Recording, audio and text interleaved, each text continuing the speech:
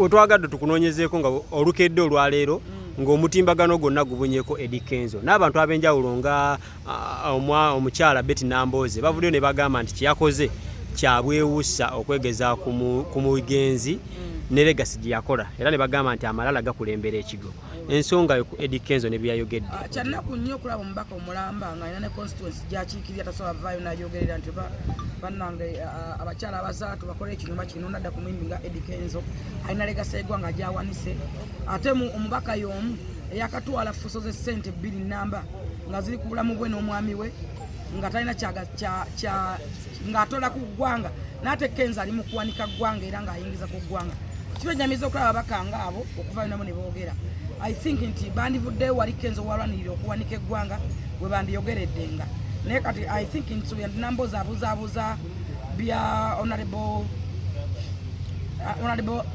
ono gwali naye avuddeyo okwogera amazima omanyi abantu bakutte political issues zaabwe ne babuzaabuza bannayuganda ne babuzaabuza ensi okwagala okwerimbika mitali mituufu nti omubaka Abedi Bwanika yavaayo okulwanira abaana abaasibwa era nyongera okwebaza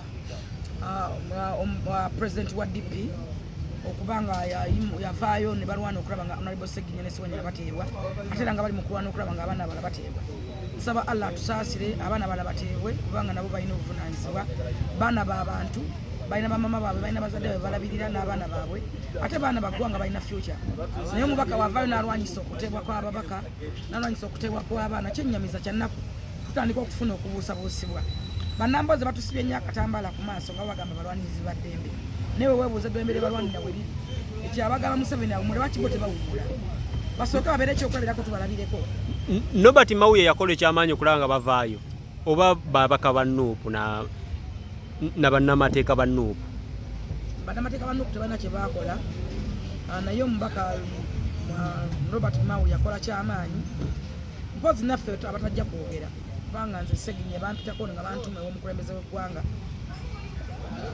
kubaako ensonga ezimu nga bali mukomera bakutumya bantumya ekimu abantu tebakuwakanye affe tetukyakola yakusanyusa bantu tukolerera ebyo kutuukiriza ebyo naye nga mu byonna Robert Mawuye yaba yakoze kyamaanyi okunna ababaka abakkiriza okuteeseganya okulaba nga ababaka bateebwa ababaka abamu ensonga ya Betty Nambooze ogirabamu eggumba okulaba nti ogamba nti Eddy Kenzo wa malala tumusuubira kwogera ku bintu bitwala ggwanga mu maaso ate bwayogera ku binafuya eggwanga nga n'omufuuyi afiira aleka tamanyi byaziikibwa kyennyamiza omubaka omuna batotera okumubuusabuusa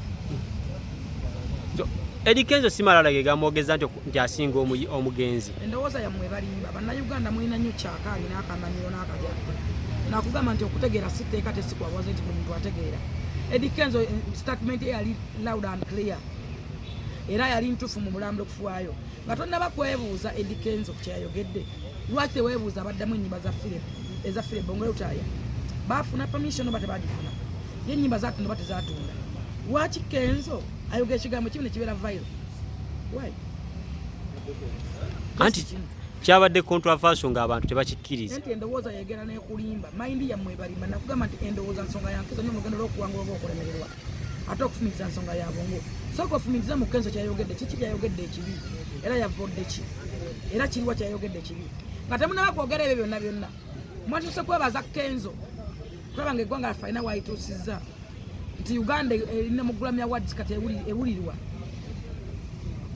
owulira nti Kenzo yagenze ba Beyonce balihana betwali twegomba baliri wine ba Chris Brown betuulira obuwulizi maybe akirinzeko nabo contact za kuzifuna bajje ku Uganda twenge eggwanga ligenda maaso wabula muli awo just okubeera nomini okubeera mu Grammy Awards kyakimala Uganda okucelebratinga Kenzo mu kugenda kwe singa abayimbi bangi bandimuwerekedde baminisita abaka parliament Nambooze bakyayawekera Kenzo ng'agenda okupresentinga eggwanga lyaffe avaayo kati abuzaabuza ebya Abedi Bwanika ayogera ebitwala eggwanga maaso Nambooze si bye bamunondera Nambooze ali mu byabufuzi akola nga ali mu entertainment Nambooze akola nga ali mu entertainment emyaka gye gyogera ku Kenzo minisita wa byakuyimba minisita waki okuyimba kuba kulina okusomeza nga tavaayo kati avaayo kati Munnayuganda bakendeze kyakaali anti akola ng'ani music entertainment I think music entertainment erina abakulembeze negwe mundabayo Eddy Kenzo asinga lutaaya mind yamwe balimba Kenzo nagamba nti nsinga lutaya oba enjoga gy'ekyogedde mu kisiwa kyogedde okusookera ddala nebaza omuyimbi Eddy Kenzo n'abaana ba Fere Bongo lutaya abamu olukusa okuddamu oluyimba that is one. The second nebaza Eddy Kenzo okubanga asobodde okutunda eggwanga lyange eggwanga Uganda mu music industry n'okwanika bendera ya Uganda mu nsi endala zonna zetulowooza obulowoozazetutamanyi tebanaffe tuyituukamu era nensaba n'abayimbi abalala bakolenga ye basobole okupresentinga eggwanga lyaffe lyeyongere mu maaso. Kyannaku tetwasobola kufuna awaadi naye ekyo si kikulu kuba ne Snoop Dogg ye muyimbi akyasinza okunominatingibwa emirundi emingi bakamunominatinga emirundi 2 tawangulangako mu Grammy Awards era nze ndowooza nti tulinawo ekyenjawulo abagiwangula Mukama yabawa omukisa bagiwangula naye Kenzo yaleeta omudaali which is okay era twajja ekyo tujjeeyo soka tumwebaza olwekyo.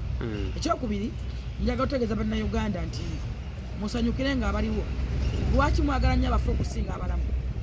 Fire Bongo lutaya bwe yali wano bameka abamumanyako njagala okubuuza abo ababologa Fire Bongo yali munnayuganda oba yali mu Sweden era yasinga kuwangaalira wa buli muntu abologa nga tonna bakubologa.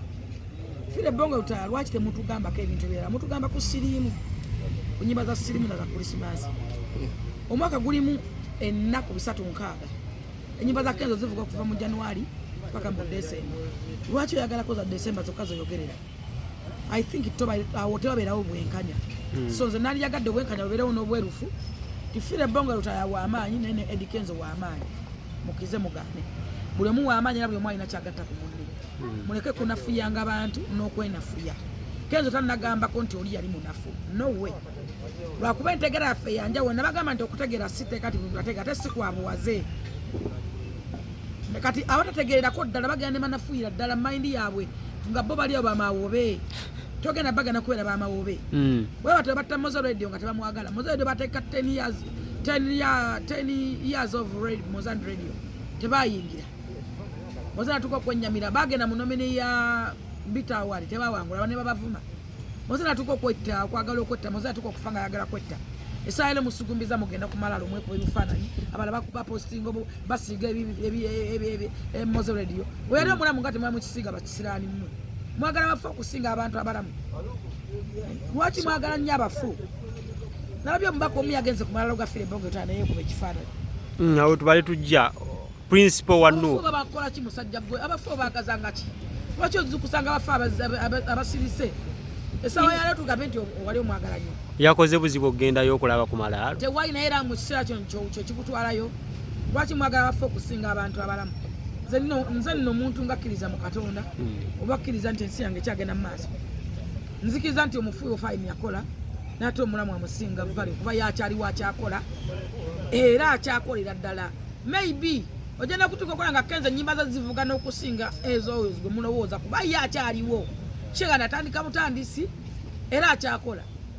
Lwaki mumumalamu amaanyi essaawa zino lwaki mumugerageranya omufu? Nze siwagira kuba oli yakumula Mukama mumuze mirembe byakola yabikola which is okay which is good naye ono akyakola tetumanyi tajja aliisa nawo oba alikomawo you know. Ennyimba zino bwoziwulira Boy in Africa olwa Kenzo n'olwoli mu bwongo obwo ki ekikujjira? Nze ategera music njaga otegeeza bannayuganda bejjemu amaalo n'ekimama n'obusamaavu mu bwongo bwange ekinjijira zonna nnyimba nnungi era nsobola ziwuliza zombi ne right now nganze amanyi generation nti ekiwuka ebivuga bikyuka bira bivuga byali bye Sweden bino bya Uganda tebakulimba nti wano waliwo producer alina ebivuga ebya Sweden nga bisobola vuga nga bya Sweden kyova nti Maddox Music gwakolera wano tasobola kuvuga ng'oli abantu bangi abalina batusinga botudda mu bayimbi wano bamba atu abayimbi abayimba oba balina ebivuga tosobola kukwata njagala okulaga abantu abakyasinza okuyimba waliwo abakongo Kongole abo balaba waliwo aba South Africa waliwo bana abasajja banyonjaga babayita ba Jamaica gatta ka America my brother abo tobayimiriranga mu face ontegera abantu benjogedde abakongo Congolese newo muzukusa n'omujja mutulo aba South Africa aba Jamaica omujamaika n'asiimula amanyi okuyimba naye bwe tuddako emabe abo tobegeza nkono era kyovola babone oba okola nabo kulabo teryakuwa ngomayi tebasobola n'olumika yimba otuweereza tebasobola tebagaba music kubanga bakimanyi ti music ewaabwe ali mu musaayi n'omwana gwe bazadde jja ayimba so kati bwe tuba twogera ku music ennyimba zino zanjawulo zaawukana zitya first of all Fire Bongo Utaya music yamukolera Sweden that's why nkugambye nti balina byatusinga bingi abaswidi yensonga lwaki Maddox bw'ayimba kati tosobola kukwata music wa Maddox n'omukoperinga ne gwayimbira wano era oyinza okugamba basi ayimbye naye nga tomuyimbi y'omu naye ebivuga sound n'okumixinga ebimu ebyali ebyo ebyenjawulo era wano tebakulima nti nayo producer omu ayogera naye nafunye okwenyamira mu mutima kuba amanyi kye bayita music amanyi kyayogerako kati Kenzo yafuna obuzibu Kenzo ekisooka ddala alina studio ye ng'omuntu Kenzo yakutte omwana yamukubira oluyimba olwamugula minagenda naye mu America baproducer bangi bakoledde abantu babatwalangako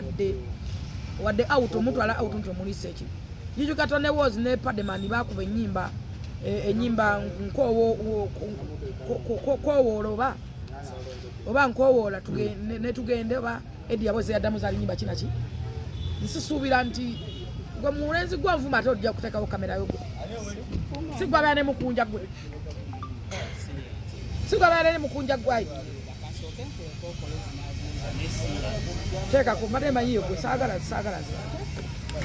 kowa kamera ate oli wa TV tesaagala TV nakowa TV saagala Jennifer batuddako emabega mu mwaka wa 1987 Eddy Kenzo lyazaalibwa naye mwogwo omwaka Fire Bongo Utalo yali astaginze show e Nambooze era gwe yalwalira toloba nti nno amusinga ebbanga ddene nnyo mwegyo emyaka abeera yali asobola okustaginga show e Nambooze abantu ne bajja ne bajjula nakugambye okutegeera siteeka nti muntu ategeera ate si kwabuwaze Eddy Kenzo essaawa yaleero akuba festival namba akuba lugogo akuba kololo erimu lugogo nga 3 si bwe kiri akuba kololo akuba festival Utaya akubako ku festival nakyo wanakyogeranga muyomba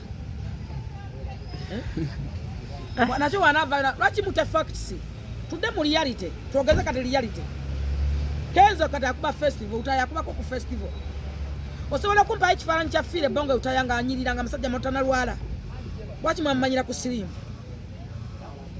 tokubye nnyo sikubye lwaki mwamumanyira kunyimba talina nnyimba ndala lwaki essaawa ya leero Kenzo yaze mu luyimba lwe mwavudde ne mwatakinga Kenzo bebe kute yaluddamu lwaki temwavaayo Big Boss teyaluddamu lwaki temwavaayo ono mwana Bobi Wine yali kuba live lwaki temwavaayo ne Big Guy yagambye agenda duddamu kafodongo muleka awumule mirembe rest in peace simu bubi bwewummula endongo yagaana lwaki Kenzo yavuze mlafuse viral because Kenzo katakyali star takyali superstar tali celebrity wabula yafuuka mega superstar yes that is fact so ko tunyonyolemu ku star celebrity ne popular ebintu ebyo byawukana star osobola okubeerawo ng'oli star osobola okubeerawo ng'oli celebrity osobola okubeerawo ng'oli popular naye tusa omuntu egye yamutuuza ne yarepinza omwana abeerawo nga popular kuba yarepinga omuntu afuusa celeb kuba yegadanze live ensi emulabye osobola okubeera star kati Kenzo kwebyali abasinga tebaawula star tebaawula superstar tebaawula celeb tebaawula na muntu ali popular Kenzo essaawa yaleero kwebyo kikona talina kyali ali yafuuka specialist that's why kati Kenzo waali level gyaliko mega superstar omanye muntu wafuuka olaba omuntu wa tulina wa Dr. Mayanja omukubi wenna Dr. Mayanja afuuka doctorate doctorate obeera specialist mu kintu kati Kenzo yasukulumawo awo wonna asukulumyewo yes Bobi Wine ali ki ku ebyo ebisatu I think celeb Chameleone ate star Bebe Cool star Kenzo bonna abasinga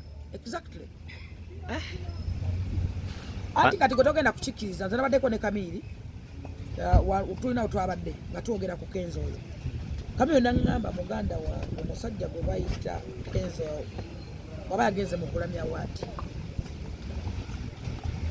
waba yayingidde Grammy Award kyebayita Grammy kati Kamiri yakitegeera baneuga tebategeera Kenzo kye yabaddemu yensonga lwaki tebaserebulatinga okugendayo obugenzi nakugambye nti Chameleone balina omukwekera Kenzo babebe kulu bajuliya nabande kuto kitolenga nasala empaka agamba Uganda you have a oba big number nga wala America babaddeyo ba Beyonce bali hana ba Jay-Z ba Snoop Dogg you know kali njagala kulaga omukazi yawangudde Kenzo award gye babaddeko ne Bana Boy abasinga tebamumanyi omuta Zex Banton babata Zex Banton naye kumwe nani amanyi oluyimba lwe bawangudde olwalidde award tubadde tetubamanyi na bamanyi ne bamanyi mbadde bamanyi lwaki be bawangudde basinziira kuki basinzi no kunominating basinzira ku muntu biki byozzo okola wawangulako ki wakola ki weisote oyimidde otya oli kiki oli muzito kyenkana ki background ye eriki kuba n'oluyimba olwangude mwena temulumanyi obaluyita nanabe ababologa toluyimba lwa Kenzo tatumanyi tamanya duyimbako bigambo bisatu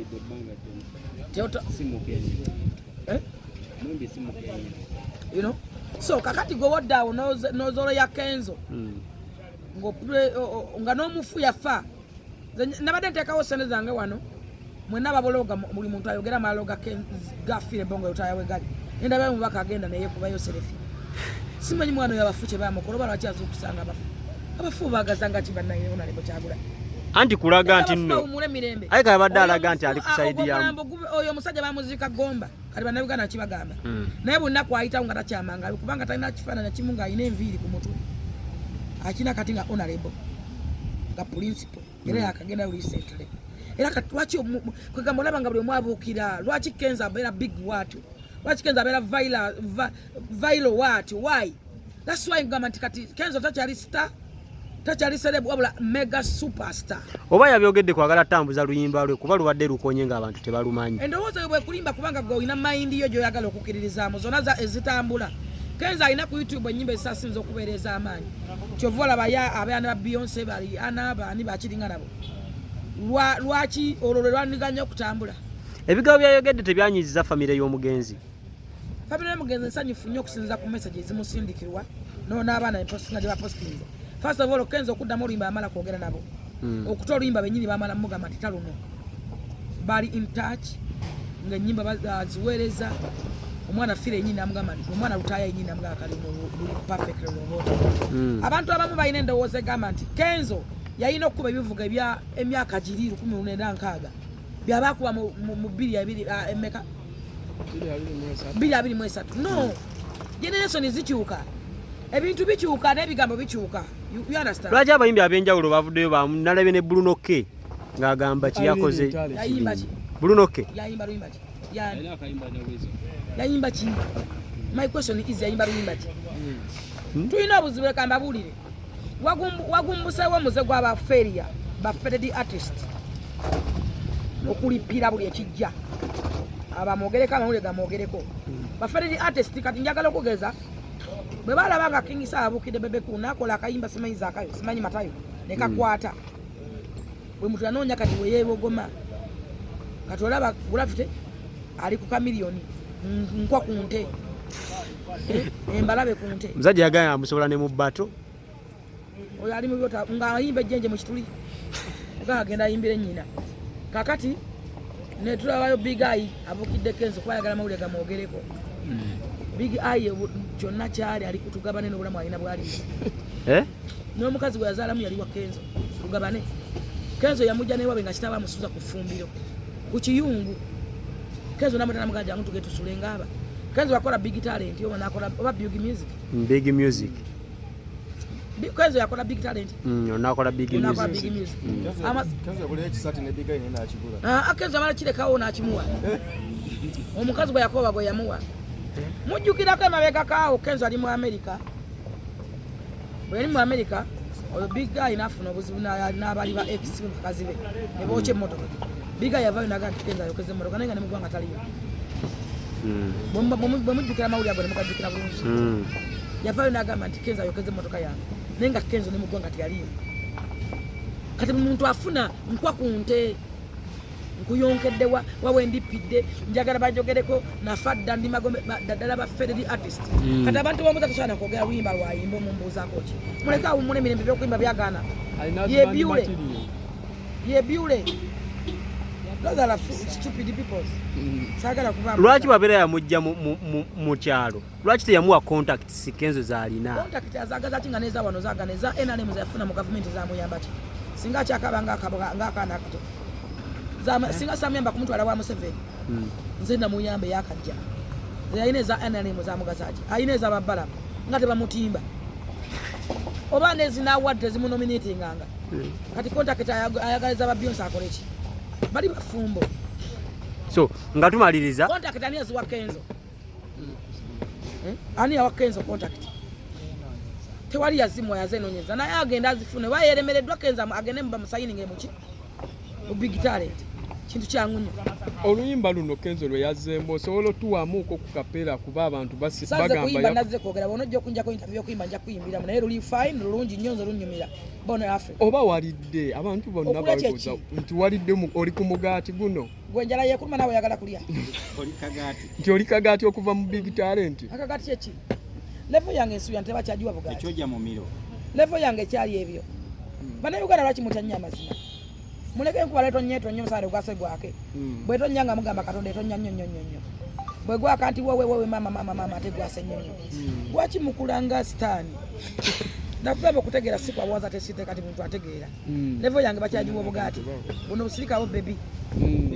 Ngani mwana okusinga obugati bwoyogera. Bigay naye kanye mbagana tuddamu oluyimba lwa Boni. Ani amuganyi Boni Africa gaye bamuddamu banja mala kwerangirira.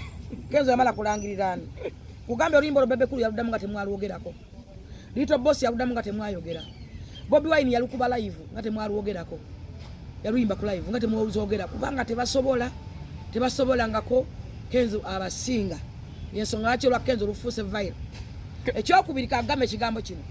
Abana Uganda njagala bategeeza mulekerawo okwagala abafokusinga abantu abalamu. Wato mozala bwe yafa mwagamba kataka kowa akasajja kaine empisa mbi kanyo njaga kati mugenda kumala mwe kuba serefi. Musiba kumala longa mugenze mutimbe bimuli muno nangayo kiba stani mwe ngate mwe mwatana Yesu ngate ne Brian wate yazimba malo temumwogerako wadde okumwe bazaba mugenda musisina. Ekyokubiri njagala bagambe ekigambo kirina mu kitegeere. Omuntu yenna ngomanyi live music live band Kenzo yakola oluyimba live. Mugende mubuuze Tone Wozi oba Pademani mumubuuze what is the meaning of a live. Nga buli kivuga kiri live si bya keyboard. Si bya besi mujango isemu solo live. Yateekawo ebintu byonna bera ne bikuba live nga buli kimu kikuba live. Oyo music akyaludde okubeera wano mupaka ayinza okwanga yabadde ne fast okukola oluyimba. Nga live ngoli akuba keyboard nakuba engoma lyakuba beso nakuba live lukoba ku lukoba kyenjogerako. Kati mumuyinza obanga muli wano muboloke mwenanga temumanyi kyemwogerako. Fire bongo tawe lwaki mwogerako. Oyo omusajja ne muyuganda twamulabako nga mulamu nga si mulwadde. Lwaki temwamuwaanako. Twamulabira mu bulwadde bwa siriimu. Mumujjukira mu December. Kenzo akuba okuva January paka December.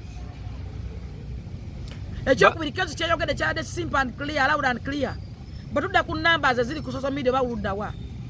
Kenzo kituufu asinga olw'ensonga abasajja bayimbya tebyaliwo. N'abateekayo ennyimba essaawa zino tetubamanyi. Ye gwe ayagala nnyo Fire Bongo Lutaya wali ogenzeko abaana bo manyi gye bali. Wali ogeddeko wadde n'abaana be.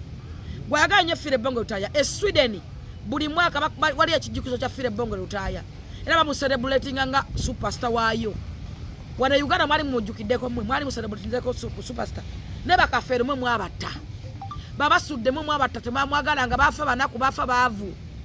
Kati bakenza abesitudde ne beenunula n'omwagalo batta temusobola ate mulisobola era Kenzo yakubira da tune mugenda kujiwulira mu matako gammwe.